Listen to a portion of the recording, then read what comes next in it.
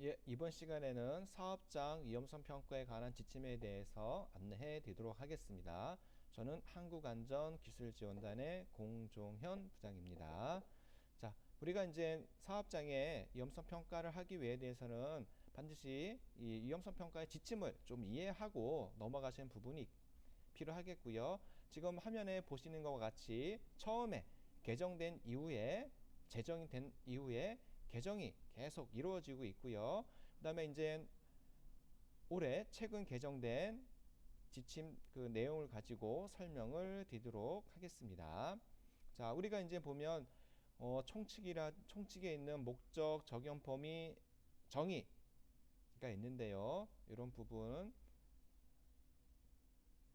봐주시기를 좀 바라겠고요. 그 다음에 우리가 이제 산업안전보건법이 2020년 1월 16일부로 전면 개정돼서 시행되고 있는데요. 그 부분에 대해서 위험성 평가의 지침에 대한 내용이 바뀐 내용이 있어서 한번 그 부분에 대해서 자세하게 안내해 드리도록 하겠습니다. 사업장 위험성 평가의 지침 제2장 사업장 위험성 평가 제5조 위험성 평가 실시 주체 요거에 대해서 설명을 드리도록 하겠습니다. 자, 우리는 회사의 위험성 평가의 실시 주체는 바로 해야 되는 주체자는 사업주입니다. 자, 사업주는 스스로 사업장의 유해 위험률을 파악하기 위해 반드시 누굴 참여시켜라?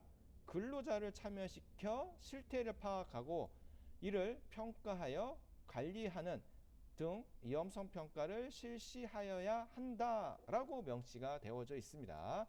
자, 그래서 우리 봤을 때 2019년까지는 위험성 평가를 할 때 근로자를 참여를 안 시켜도 되었겠지만 올해 2020년도부터는 반드시 근로자를 참여시켜 실태를 파악을 하셔야 되는 부분 자체가 필요하겠습니다.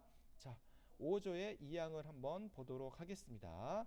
자, 우리가 이제 사업이 잘 돼서 자, 우리 작업의 일부 또는 전부를 도급을 주는 사업을 하는 경우가 있습니다.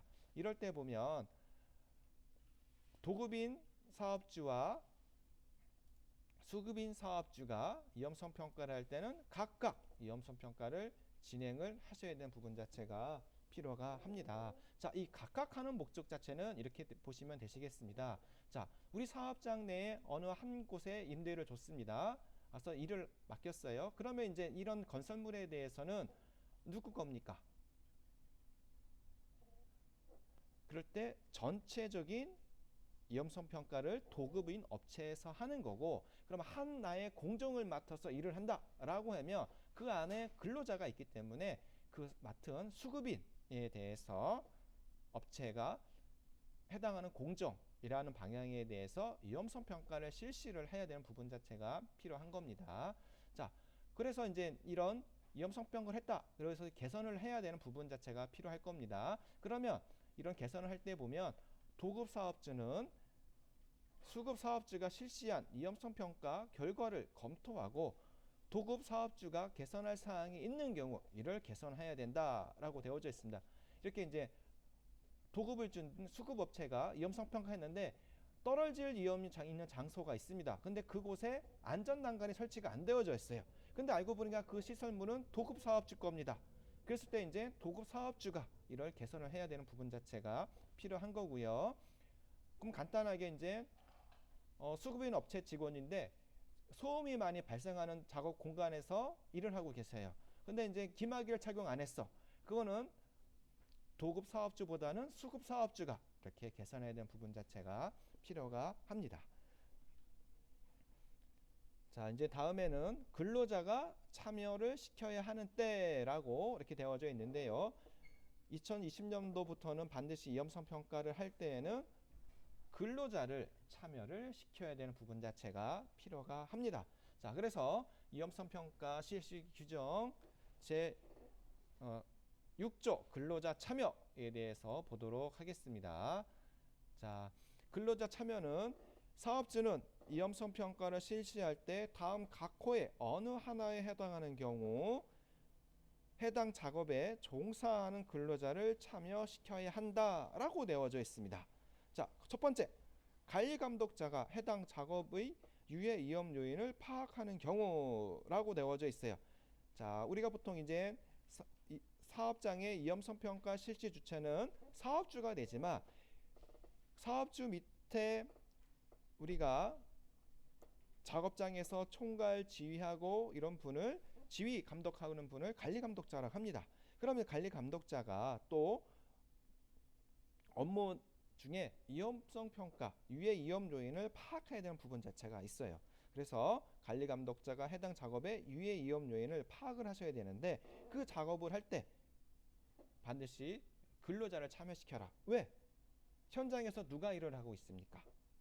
바로 근로자가 일을 하고 있기 때문에 현장에 대해서 위험한 요소도 많이 알고 계시고, 즉 현장에서 일을 할 때 다치는 분이 누굽니까? 근로자가 다치는 겁니다. 그렇기 때문에 근로자에 대해서 안전사고라든가 이런 부분에 대해서 발생하지 않도록 하기 위해 대해서 해당 작업에 대해서 근로자를 참여시켜라 라고 되어져 있는 겁니다. 그리고 사업주가 두 번째, 위험성 감소 대책을 수립하는 경우라고 되어져 있는데요. 자, 우리가 이제 해당하는 여러 가지 공정 중에 유해 위험 요인을 찾아내고 위험성 추정이라든가 결정 이렇게 합니다. 그럴 때 보면 아까 이제 수치화를 시켜야 되는 부분 자체가 있습니다. 자, 이게 수치화를 시켰을 때 점수가 높아. 그래서 일정 부분 우리가 정해져 있는 수치가 있습니다. 그거보다 높은 점수가 나왔다 라고 하는 경우에 대해서 이 감소 대책을 수립할 때 반드시 근로자를 참여시켜라 라고 하는 겁니다. 예를 들어서 우리가 이제 작업자가 보행하는 곳에 물건이 방치가 되어져 있어. 자, 이랬을 때 이제 감소 대책을 수립한다 라고 했을 경우에는, 자, 관리 감독자 분께서는 물건이 방치되어 있으니까 걸려 넘어질 수가 있으니까 이 물건을 이동시키자 라고 하는 경우도 있지만, 근로자 입장에 대해서는 해당하는 작업 공정에서 일을 하다 보면 이게 물건이 나와서 적치를 해야 된다 라는 이런 대립되는 경우가 있습니다. 자, 그럴 때는 통로의 방향이 틀렸다 그러면 작업하는 방법이라든가 근로자 입장에서 맞춰서 통로라든가 확보를 해 주셔야 되는 부분 자체가 필요하기 때문에, 그래서 해당하는 작업에 대해서 감소 대책 수립할 때는 반드시 근로자를 참여시켜라 라고 되어져 있는 거고요. 마지막으로 세 번째, 자, 우리가 이제 감소 대책을 수립하고 이거에 대해서 이행 여부를 확인하는 경우에 또한 근로자를 참여시켜라 라고 되어져 있어요. 자, 그래서 우리가 이제 보면 위험성 평가를 진행하고 유해 위험 요인을 파악하고 현재 안전 보건 조치에 대해서 이렇게 안 되어져 있으니까 통로 확보를 하겠다 라고 하고, 이거에 대해서 몇 월 며칠까지 개선을 하겠다 예정일을 작성해 놓고 이거에 대해서 개선할 수 있는 분은 담당자를 지정해 놨습니다. 그러면 이제 이런 부분에 대해서 감소 대책을 수립을 할 때 개선 예정일보다 더 빨리 할 수도 있고 더 늦게 할 수도 있어요. 근데 이 부분에서 완료를 하고 이행 여부를 확인할 때, 그러면 이제 우리가 감소 대책 수립한 거에 대해서 올바르게 됐는지 안 됐는지 확인을 할 때 근로자를 참여시켜라 라고 이렇게 되어져 있는 겁니다. 그래서 우리가 이제 사업장에 대해서 위험성 평가를 하고 근로자를 참여시켜야 될 때는 다음 각 호의 어느 하나에 해당하는 경우 근로자를 꼭 참여를 시켜야 되는 부분이 있습니다.